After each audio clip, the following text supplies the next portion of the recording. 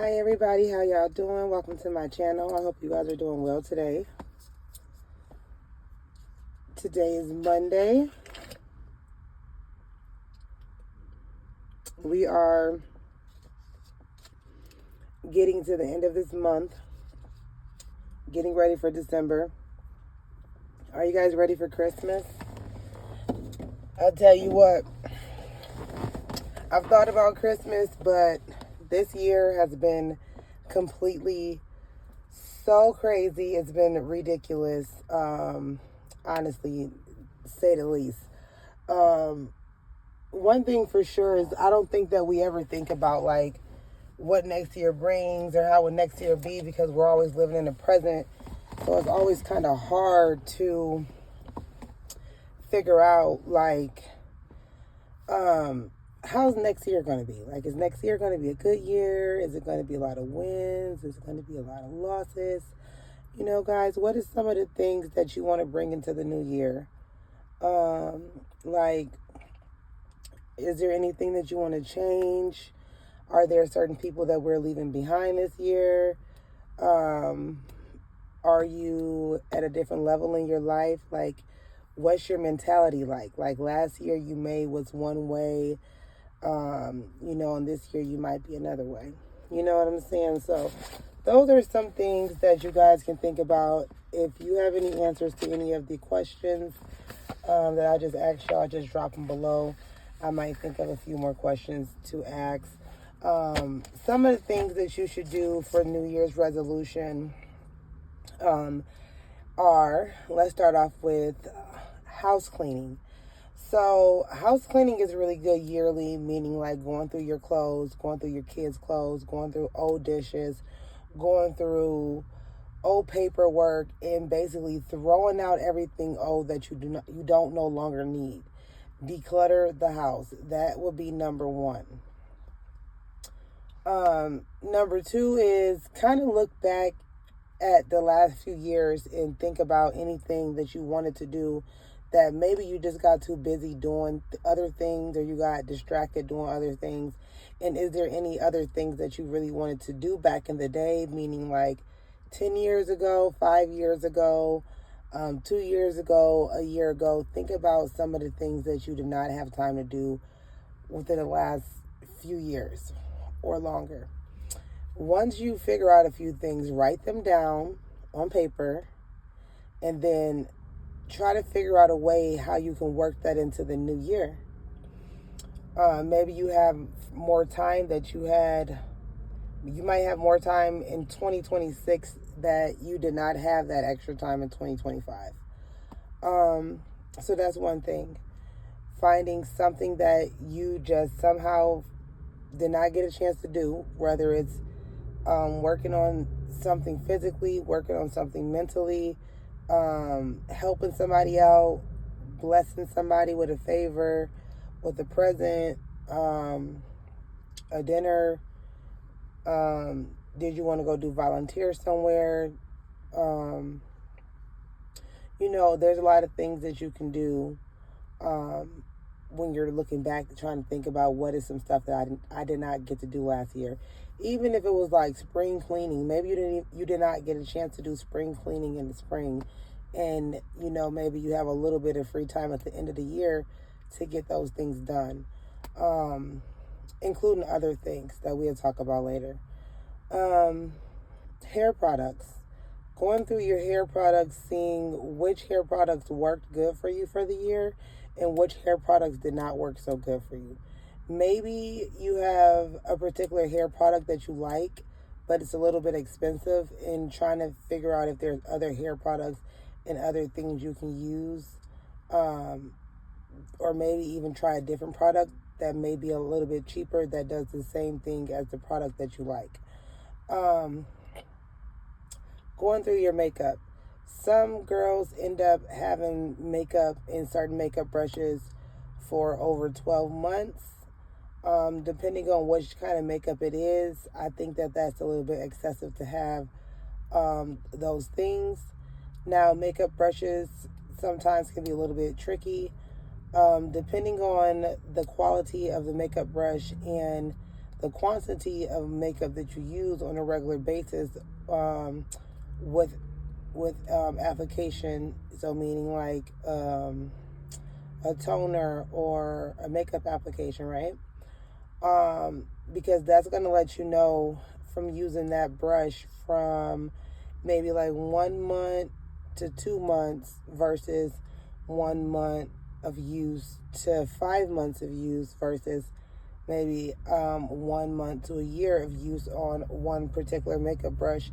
Even though you clean it well, it can still keep some type of dirt in there. So I think that is really important to go through your makeup brushes, even some mascaras. Some mascaras can hold germs for a while.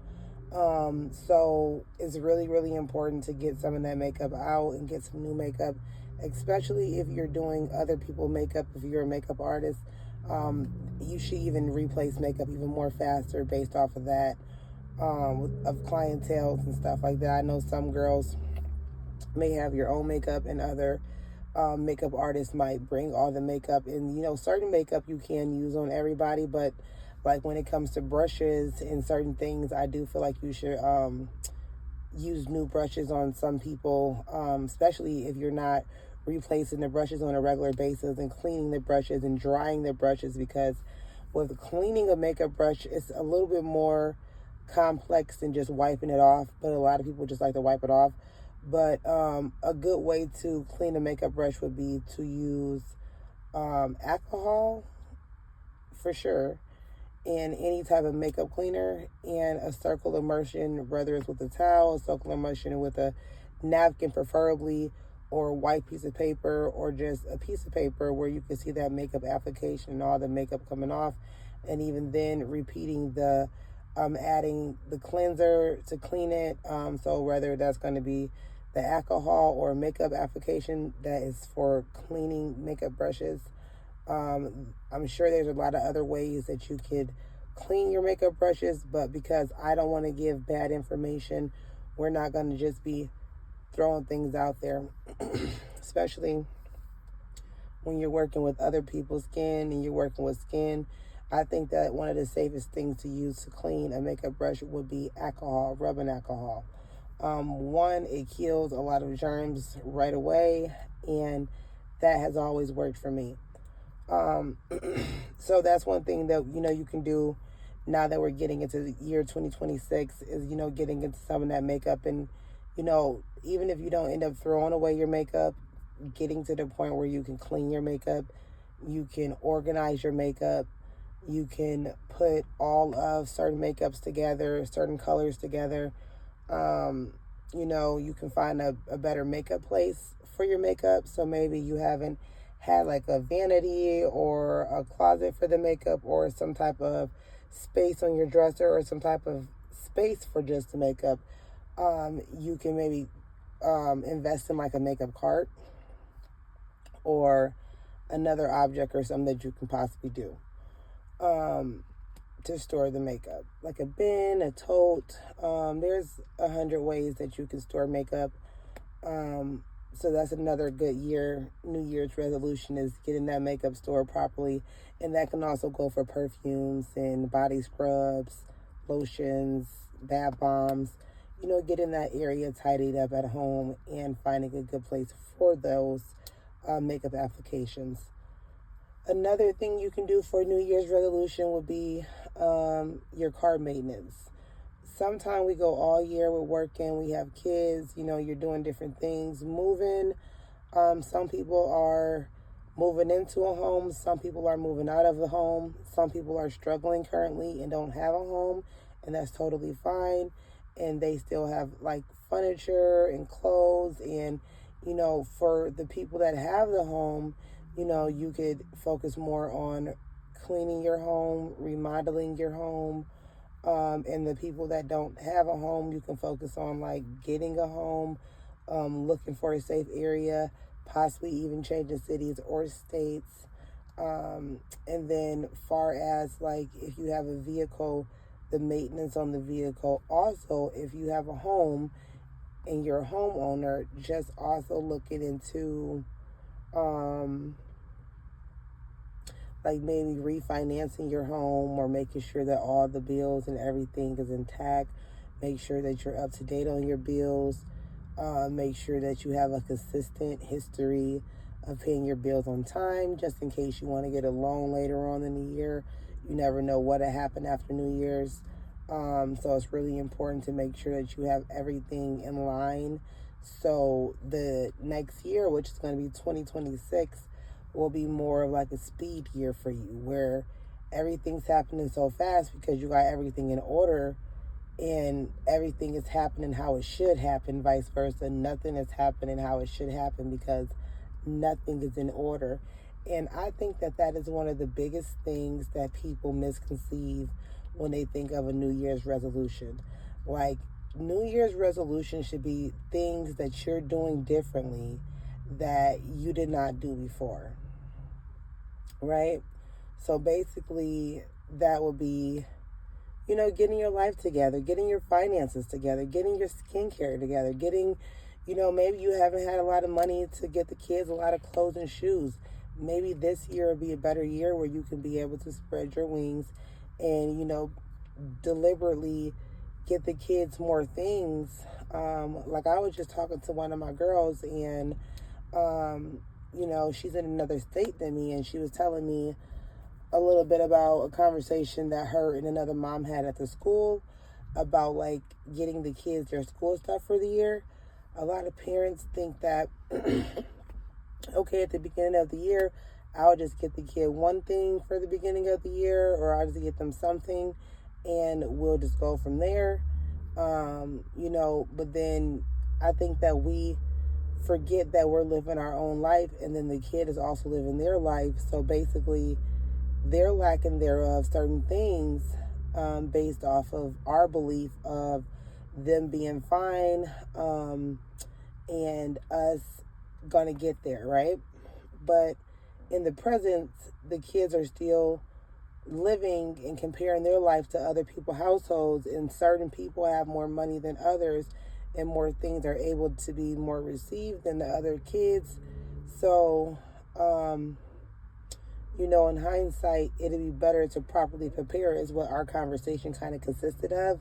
Another mother had told her like what she does with her kid at the beginning of the school year, kid or children, is she try to set aside $1,000 at the beginning of the year or the end or the middle, but though the $1,000 would be spent at the beginning of the year for the kids' school.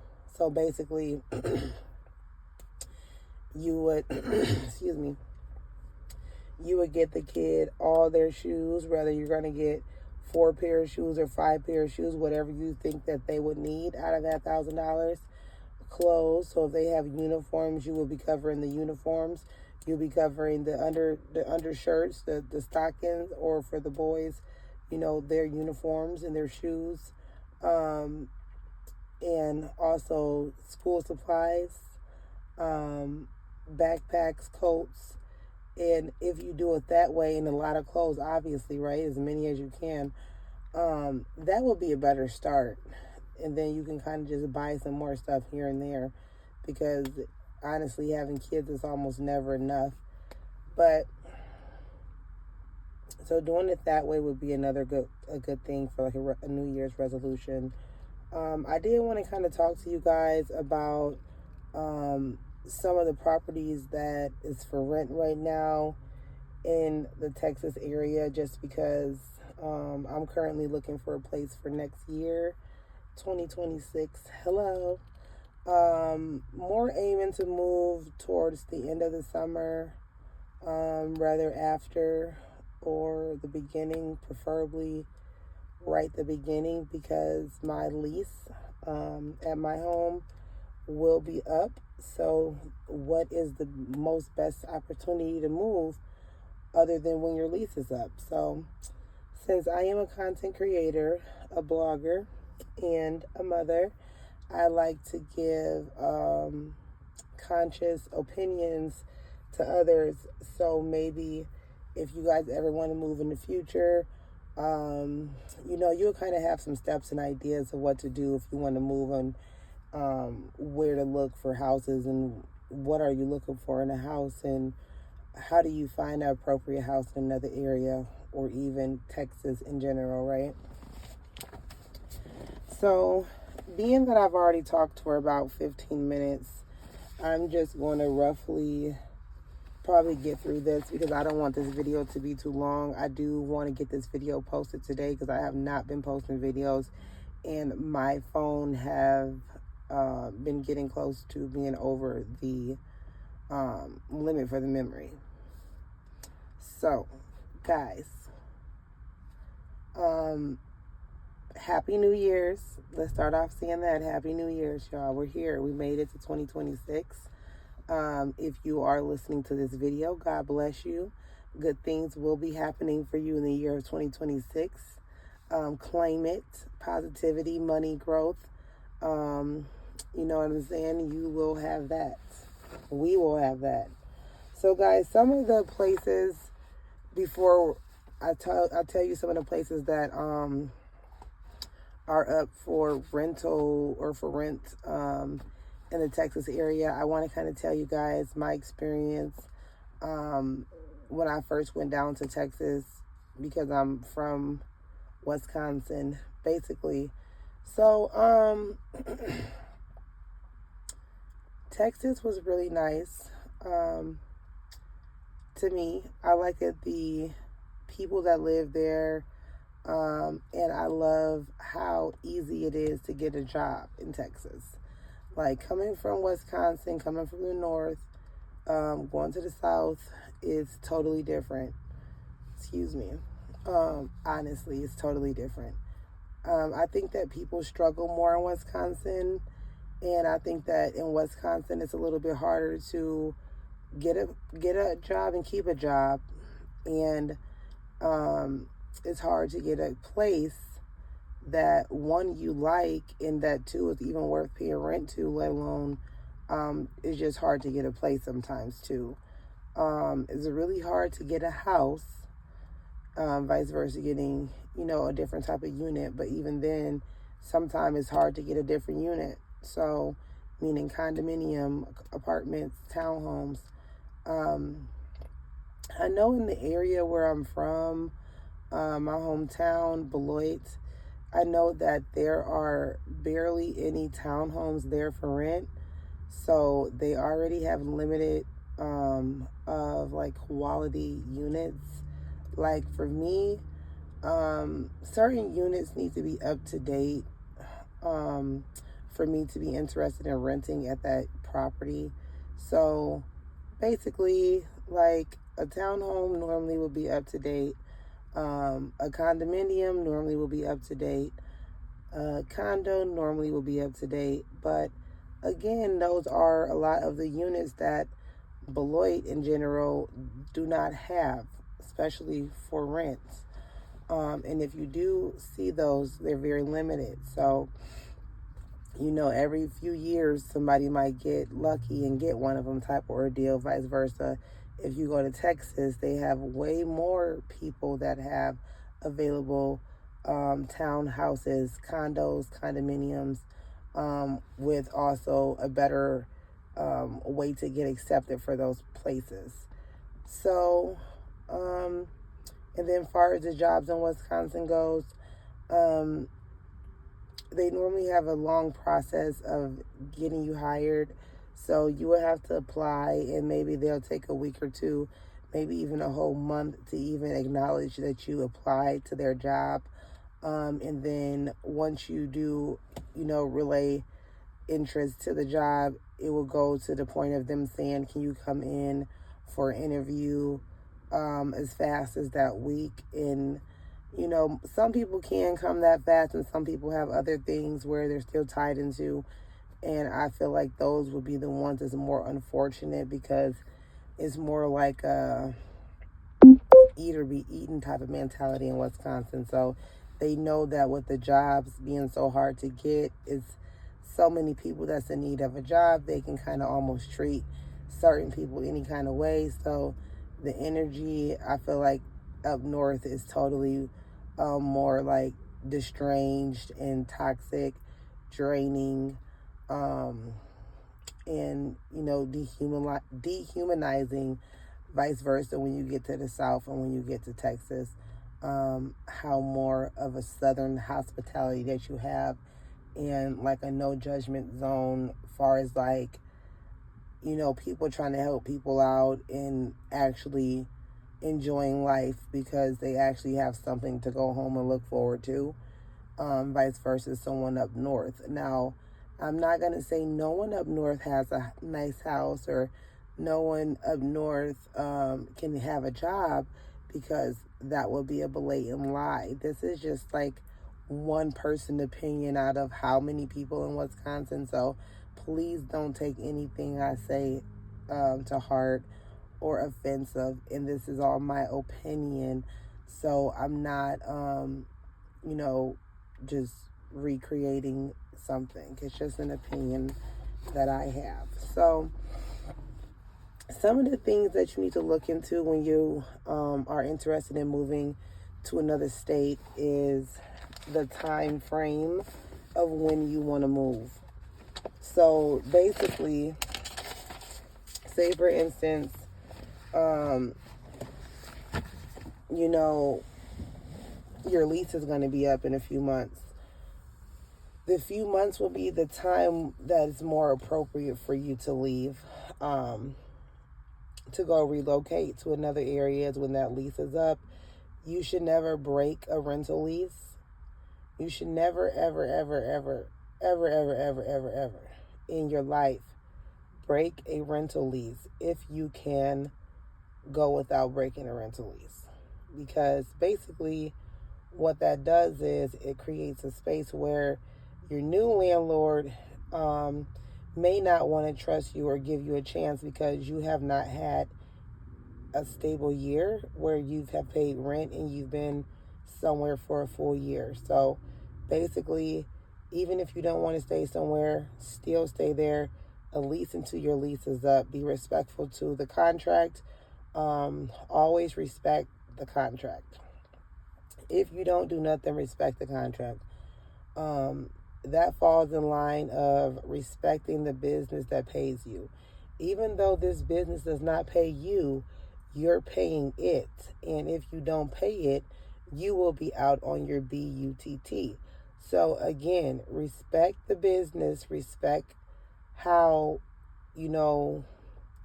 renter and tenant relationships work, so you can have a good, peaceful year. A year really isn't that long if you think about it. Once you get started, you blink your eyes and it's open and the year is over. We're into the next year. So 1 year out of your life committed to a property is something that anybody should be able to do.